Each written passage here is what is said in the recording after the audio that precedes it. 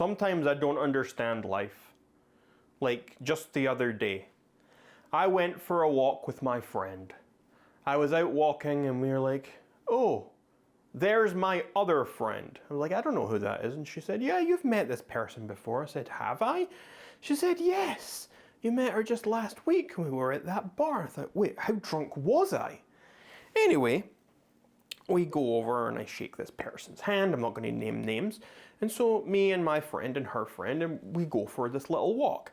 And we're walking through the streets and we go through to Glasgow in Scotland and we're walking around. Just chilling. It's not too bad. I mean, it's a little chilly. I've got my gloves on. We're walking around just having a good time. And suddenly we turn around this little corner, go down this little alley, and we're walking down, and we come across this house, a big house, and it looks so out of place. You know, it'd be like one of those houses you see in a movie that looks haunted, it looks abandoned, it just looks really, really damn creepy. Anyway, my friend and her friend, they're very into these creepy things. And so I think, okay. And so they think, oh, we should go inside. I'm like, what? What do you mean we should go inside? This is someone's house. You don't just walk up to a building and open the door and walk in when it's not your property. I mean, what are you talking about? You can't just do things like that. But they're like, oh yes, let's do it. No one's there. Look, the lights are off, blah, blah, blah, blah, blah. And I think, oh, and I get, anyway, eventually it keeps going, and I'm kind of peer pressured in. This doesn't usually happen to me. I'm not usually someone who's peer pressured. Anyway, I get peer pressured and we go into this house and we walk inside. And as we go in, they start fiddling with light switches, turning on lights, and the place starts lighting up. It looks very old, very abandoned. I mean, the walls are literally stripped. There used to be wallpaper or something, I don't know, or paint, but it's been stripped. These walls are beige and they're bare and they're just really, really gross and dirty. And so we're walking through this long corridor, this long hallway, and we go down some steps. We go down some steps, we're walking through the corridor, more and more, just everything's abandoned. There's all these doors closed. A lot of these doors are actually locked in the hallways. Anyway, we eventually get to the end of the hallway and there is a door we turn the handle on and we open it and it's a living room. And so this one wasn't locked and we walk into the living room. Very, very bare. There's no furniture whatsoever. The only thing in this room, so there's a fireplace over here in the distance. And I see the fireplace. And over from the fireplace as well, there is a pot. And by pot, I mean genuinely like a pot that you would use for cooking, like a pot to boil things, like a stainless steel pot. And it has a handle on it, this big pot. And it's just lying in the middle of the floor, kind of near the wall, just a little bit off the wall, like it's the distance from me to here, just on the floor, this big black handle on the pot, and it's just lying there, quite big pot. And so I'm like, there's a weird smell, and we go over to this pot and we have a look inside. And it's yellow liquid in this pot. Pretty sure it's piss. A piss pot. I don't know what's going on here, but there's a little piss pot on the floor. And we think, that's really, really strange. And so, I don't know what comes into us, but my friend's friend says, we should throw that out. And I think, maybe? And she says, yeah, pick it up, please, pick it up. And I go, okay. And so I'm wearing my gloves, so I don't feel too bad about it. If I was barehanded, I don't think I would have, but I grabbed this pot, I've got it like this, and I hold it quite far away from me. I grab it with the other hand to keep it steady. And we head back outside. We walk back through the corridors. I'm holding this pot, they hold the door open for me. We get outside, and once we get outside, there's like a little patch of the garden, it's just dirt. And I toss the pot of piss into the dirt in the front garden. That's it. And then my friend's friend says, okay, now go put it back. And I said, oh, okay then. And I say, are you going to come with me? And she goes, oh yeah, of course. But my friend says, I'm not so sure. And so me and my friend's friend, we go back inside and we take the piss pot back. And so I go right back into the living room, we go all the way. I put the piss pot down exactly where I found it, and she says, okay, let's leave now. And so we turned and we left. That was it. That was the end of the day. We went about our things, we had a coffee, we done a bunch of other stuff. Anyway, at the end of the night, went our separate ways, went home. A couple of days later, I get a text from my friend saying, hi, X says, it was really nice the other night when we were doing all this stuff. do you want to go back again? I'm like, you mean back to that house? And she's like, yeah, there's something, we thought there was something really chill about it. And there was like a really strange vibe and we kind of liked it. And I thought you had the creeps. I thought you didn't want to go back to that. She's like, oh yeah, but just how I was feeling at the time. She changed her mind apparently. So I was like, okay. And so, okay, fine. I mean, I'm not doing anything else today. I'm trying to be a little bit more sociable these days. I'm trying to do that. So I said, okay, I'll come with you back to this house. So I get on the train, I go back through to Glasgow, and eventually we all meet up and we go back over and we go to this house again. And so we have our little stroll back into the house, all the same doors, we're trying them again, they're locked. Strangely, we noticed that the lights, that we had actually left the lights on, we forgot to turn them off the last time, but for some reason they were back off, and so we turned them back on. We thought, that's a bit strange. Anyway, we go back into this house, we walk back through the corridors, and we get back to the back of the living room. And the strangest thing, we look in the pot that's still there on the ground, and it's filled with piss again. It's not empty. And I'm standing there like, we did throw that out, right? We threw that piss out. And my friend and her friend, they're saying, yeah, you definitely threw that out. We threw that out. So we're getting a little bit freaked out. We're like, okay.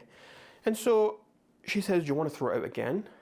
And I almost want to say no, but I do it anyway. I pick up this pot, and again, I walk out the house, and we all go out, and I throw the piss back into the dirt. And then yet again, my friend says, I don't want to go back in. So me and her friend go back into the house. We go back into the house, and we set the pot back down exactly where it was, and we kind of rush back out. And it's like, okay. We go about our night, we're like, that was really strange. We're actually all a bit creeped out. We're like, how the hell did that happen? Why was there more piss in that pot? It doesn't make any sense. Anyway, we spend a few days not really talking to each other until it gets to, I think it was the weekend or something. And my friend texts me again, oh, hey, do you want to go back to the house? I'm like, what do you mean do you want to go back to this house? The last time we were so creeped out, you didn't go in yet again, we were all creeped out. We were in agreement. That was weird. That was so weird that for some reason that pot of piss was full of piss again. But okay, let's go back. What? Do you hear this? Police car going outside, interrupting my story. Anyway, we agree. Let's go back to this house. One last time, I say, okay. Third time, final time, but let's never do this again. Say, okay. So we go back to the house and we take our time, and yet again, we left the lights on, they're back off. Strange. We go in. The first thing we notice as we turn the lights on, one of the doors in the corridor that was previously locked, the door is now open. It's just wide open. And we have a very careful peek inside that room, see what's there. When we look in, there's a little bed, but there's nothing on it. It's just a bed frame. There's no mattress, no covers, nothing. Just a metal bed frame, a single bed. And it's just in the corner, just there. Nothing else in this room. It's just bare like the rest of the place. And we think, okay, that's really strange. I've got goosebumps at this point. We're walking down the corridor, we get back to the living room. We walk into the living room, and as we do, we start to hear some noises, not from the room we're in, but from like a room across, over. And I don't know what the noises are. It's maybe like it was almost like moaning or grunting really, really deep. A little bit of like a bang as well. I'm like, okay, that's strange. And they're like, oh, should we leave now? But we're so curious. And so I quickly have a peek in the pot. And lo and behold, the pot is full of piss again. I'm like, oh my God, that's so strange. And I'm like, I'm not touching the pot this time, let's just leave. They're like, yeah, we're in agreement, let's just leave. And as I turn around, this monstrous creature that I think is some kind of woman, she has like a hunched over back, she's something like this, like a big hump, she's naked, she's got like fraying hair, every crackled skin, she is not the right color for a person, she's like gray, like genuinely monstrous abomination here, is standing there and has just stuck a knife into my friend's stomach. And me and her friend are like, holy fucking shit.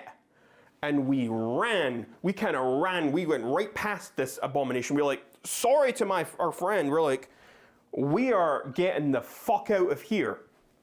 And so we start running, and we're running, and we're running as fast as we fucking can. And we get to the stairs, and I genuinely feel like I'm running in mud at this point. I'm so slow, and I peek around behind me, and this creature is scurrying after us.